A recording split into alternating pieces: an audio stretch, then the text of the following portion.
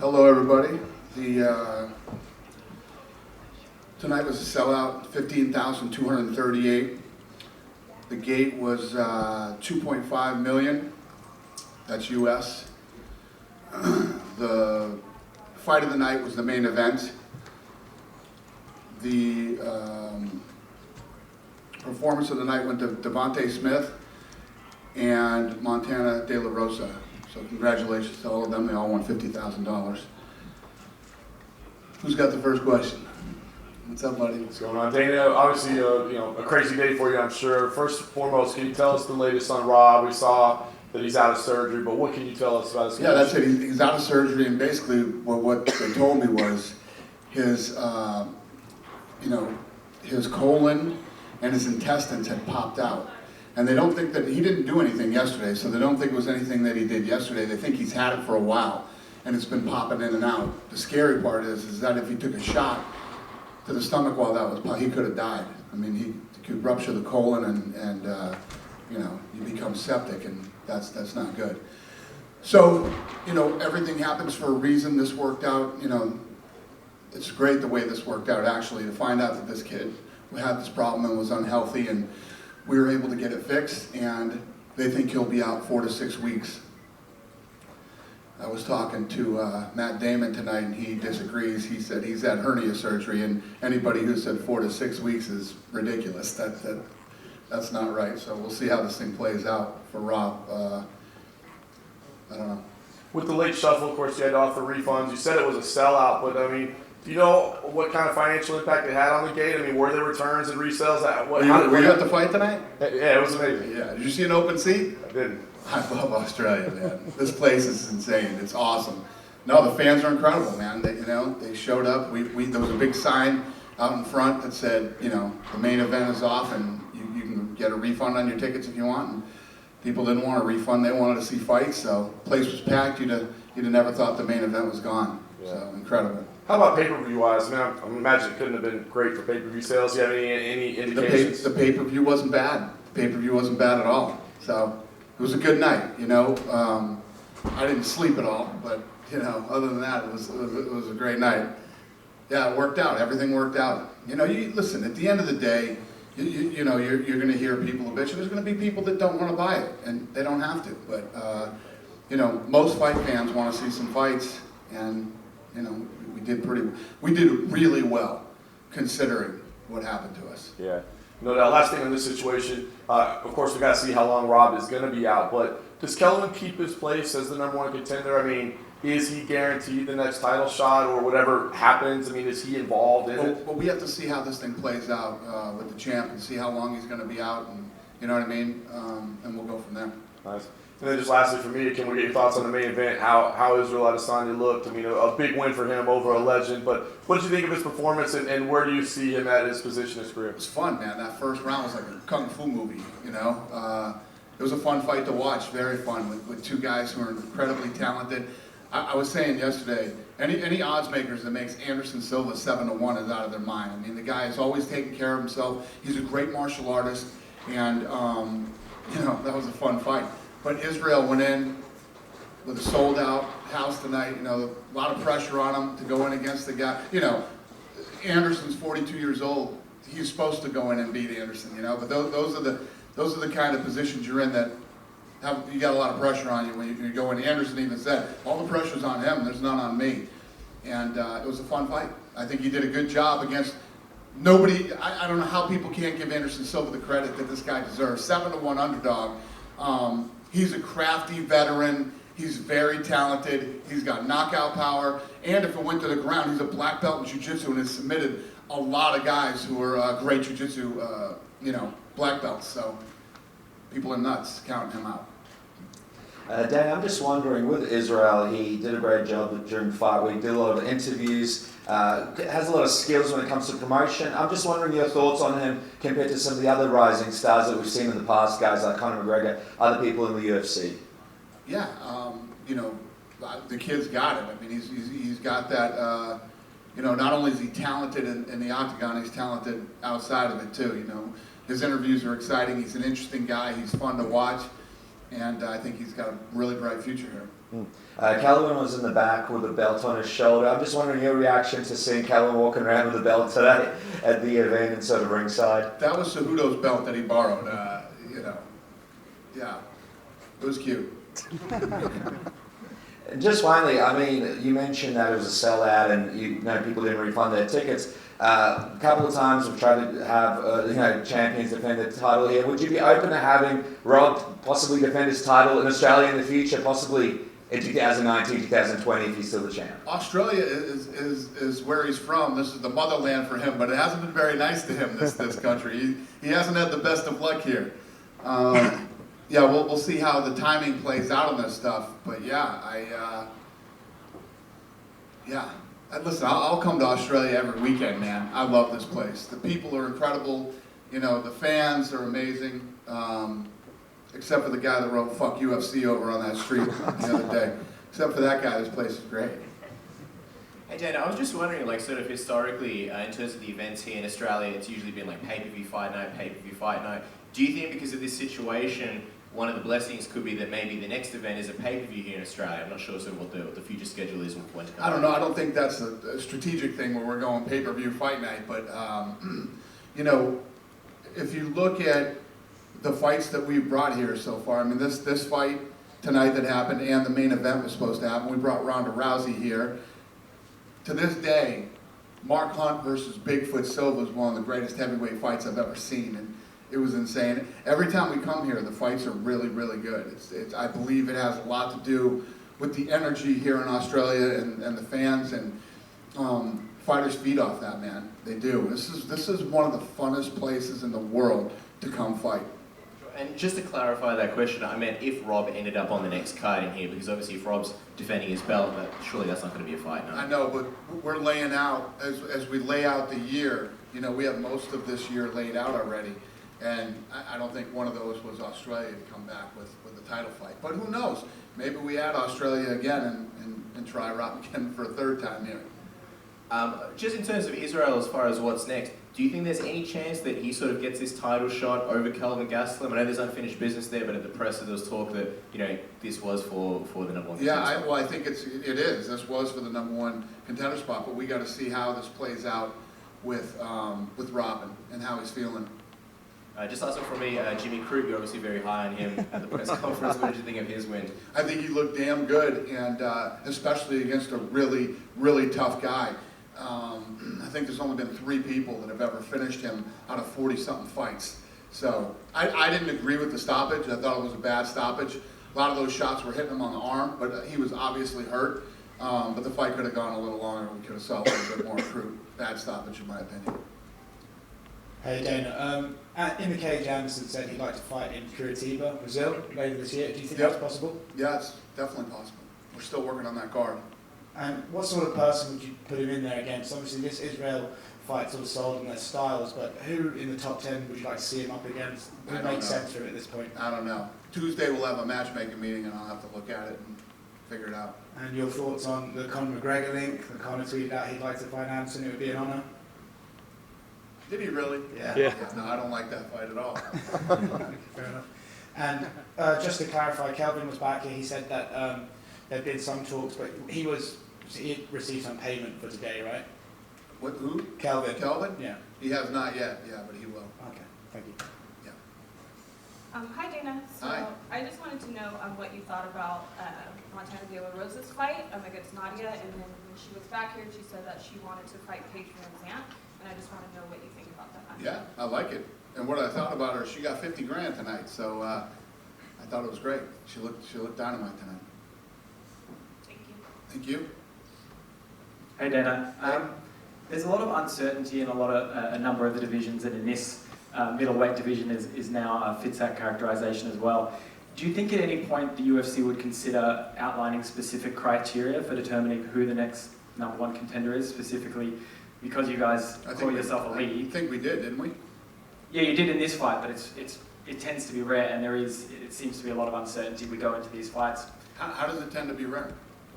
Well, like lightweight's a good example.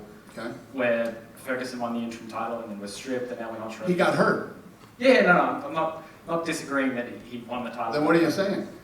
I'm saying that a lot of fighters feel like they fight for a #1 contender fight, win, and then something else Right, happens but a it's month all later. based on who's healthy, who's ready to go, and who's not. Because the machine has to keep rolling. We have X amount of fights every year, and if you can't defend, listen, when you win an interim title, it means you're next. If you can't go next, it means you're out, and somebody else goes next. I think that's the criteria. That's what we always do. All right, thank you. Disagree? I think a lot of fighters disagree. I mean, we hear a lot of Fighters talk disagree about with everything I say. I'm not asking if the fighters do. Do you disagree? I would disagree with that, yeah. And why? How would you disagree with that? So Colby Covington won the interim title. He was next. He couldn't fight. He turned down the fight with Tyron Woodley. So what am I supposed to wait for Colby Covington to show up and fight? That's not how it works. Tony's next. He's got the fight. He's got the belt. Trips blows his knee out and has to have, reconstructive knee surgery. We're gonna wait for him? No, we're gonna move on. But Tony Ferguson fought on the same card as the unification fight between Conor McGregor and Khabib. So he Yeah. was ready to fight for the undisputed title. Right, but he missed his opportunity. We already made the fight. He was out. Okay. Now he'll be next. You're wrong, sir. Sorry, Danny, just on interim titles, Khabib spoke about maybe taking a break till November, and Cowboy Cerrone was here talking about a potential Conor McGregor fight. I'm just wondering, what's the lightweight division sort of look like for you at the moment? And if Khabib does sit out till November, would you actually entertain the idea of bringing in an interim title? Well, like this gentleman just said, I just said, guys can't sit out and wait that long when you have the title. You can't do it. So if that's true and he's going to do that, then we'd have to figure out something else. And you start looking at whether it's Conor McGregor, Tony Ferguson, or, one of these other guys. Whoever wants to, when opportunity knocks, answer the door. And we'll see how this thing plays out. That's the criteria. I'm just messing with you. Dana, someone who definitely doesn't want to sit out is Ben Askren. With his attitude and the entertainment he's already brought to UFC now, particularly on Twitter, even though he hasn't already fought, do you wish you brought him in a little bit earlier? Say that again. Askren wants to fight. He wants to fight everybody. Am I looking to do what? Do you wish you brought him into UFC a little bit earlier? Oh.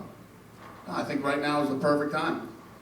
Seriously, I think right now is the perfect time. Listen, this guy cruised around and he fought in different promotions, and he's 27-0 now, and he's here, and people are excited about him being here now, and let's see what happens.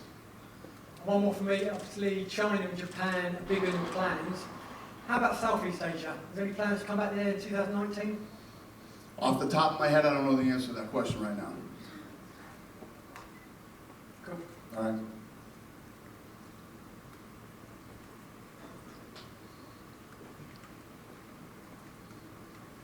Somebody. Yeah, Dan, hey now, mate. A lot of the, just straight up the back, mate. A lot of the local fighters always ask me, directly straight in front of you, Dan. Grab with the cameras, buddy.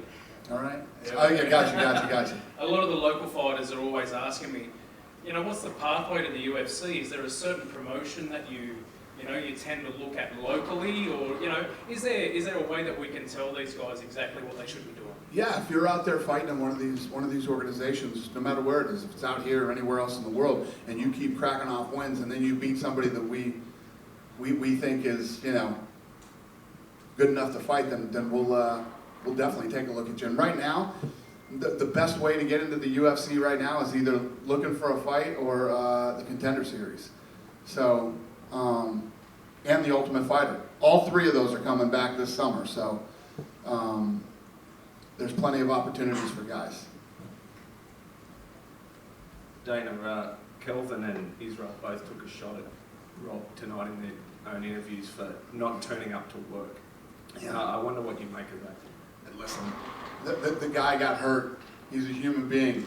His colon and his intestine popped through his stomach.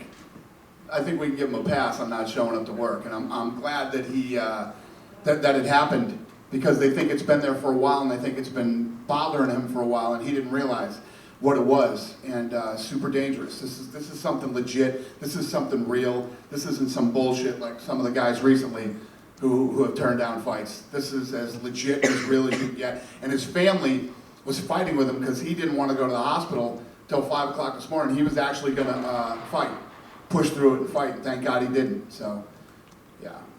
There's guys out there you can ridicule. Rob Whittaker isn't one of them. I was going to say, you mentioned too before about the show's got to go on. So obviously, around the middleweight division, there's a lot of guys who want to fight for a belt. How long would you want him till he's back? Well, hopefully this thing is only going to be 4 to 6 weeks, according to the doctors. So, you know, he's in great shape right now. They said he had the best camp ever. His cut was easy. Everything was perfect. And then this thing happened to him. So he's in great shape.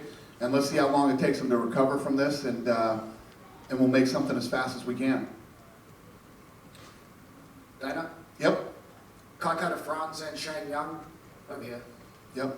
Kaikai de France and Shane Young both had great performances tonight on the prelims. What did you make of them? Yeah, no, great. Great fights. I mean, there were some really good performances tonight. And, yeah, I thought he looked good. And those two and Israel both from New Zealand. Is there any possibility of returning there this year or in 2020? To New Zealand? Yes. Well, look at Israel now. I mean, yeah, everything's possible. Kai and Shane and Dan Hooker. There's a bunch of guys there now. I agree. I mean, you know the answer to that question. The answer to that question is yes. I mean, this part of the world right now, I was saying this the other day, you know, when we first started coming over here and building this market, you know, we had Elvis Sinisic and Parosh. You know, those were like the only two guys that I knew of that fought. Now it's blown up so much. Not only are there tons of guys fighting, there are tons of talented people here. You know, people who are gonna climb up into the ranks and possibly become world champions someday. So it's a great market. I mean, if you ever, I was talking about the market the other day when I was doing all the PR leading up to the fight. If tonight didn't prove what an incredible, amazing market this is, nothing will. You know, the main event with the Australian champion falls out, and this place was packed like nothing happened to the card. It was awesome. Love it. I'd literally come here every weekend if we could. Hey, Dana, right in front of you. Yep. Now, I just want to go back on the Jimmy Crute and Sam Alvey fight. Now, I thought that was interesting because I agree with you, it was a bad stoppage, but Jimmy Crute tried the walk away. What did you think of that? Well, no, the ref screwed that up too. Yeah. The ref jumped in there and he thought the ref was breaking it up. The ref did a really, really bad job. Real poor refereeing in that fight.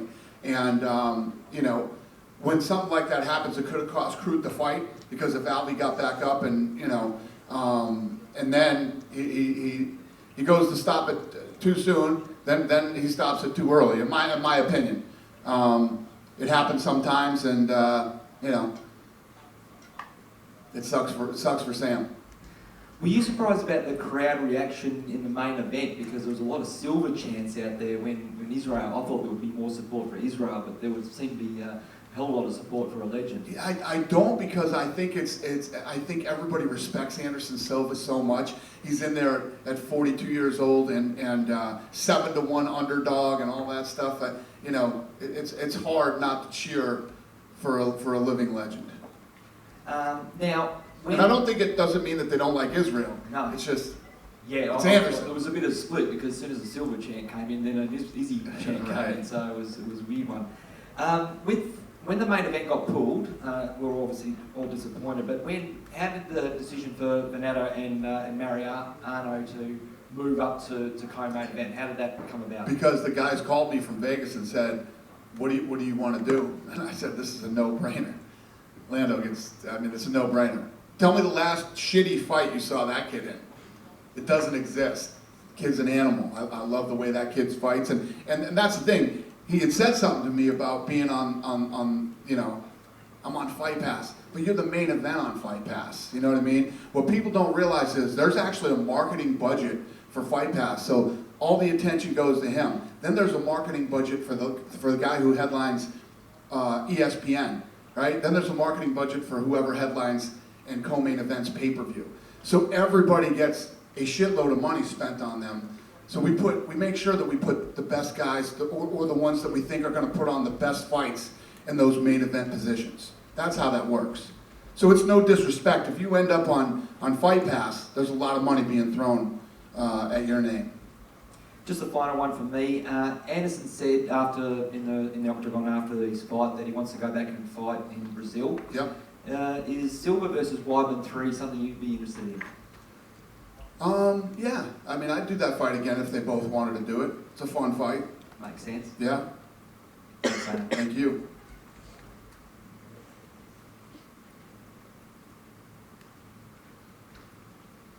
Hi Dan. How are you? Very well. Are you able to rule out at all in the next 3-4 months of ever stripping Rob of the title? To rule out stripping him in the next 3 months? No, he's going to be better in 4 to 6 weeks. When we have a guy who blows an ACL or says I'm going to take some time off or things like this, those we look at how long the guys are going to be off. Then we look at whether these other guys should have to wait. Time is not your friend in this business. So when one guy decides he wants to take time, it's not fair to everybody else that is in there grinding and fighting. So Rob is looking like 4 to 6 weeks. We'll see how his progression goes, and we'll go from there. Would it hurt you more stripping him than you have with some of the other strips you've had to do? It's never fun to strip somebody of the title. It's never fun. They worked hard to get there. They went through a lot of shit to earn that title, and it's never fun to take it away from anybody. Last one for me. At the end of the first round of the main event, when the crowd was losing their mind, right at the end of the first round, everyone jumped to their feet. I think you and Matt Damon were the same. Yeah. Can you just tell us what you were saying to each other? That was just like, holy shit. We were saying what everybody else was. This is awesome. What a great round. It was like a kung fu movie. It's fun to see two super talented guys, the up and coming kid and the living legend, go at it like they did. Fun. And then, when you think about it, we were talking leading up to this fight how Anderson always wanted to fight a clone of himself. They really are a lot alike in the showmanship and the talent and the way they fight. And you really saw that in the first round. Any other questions? I cannot stress this enough. Thank you, Australia. Thank you so much, you guys. See you next time.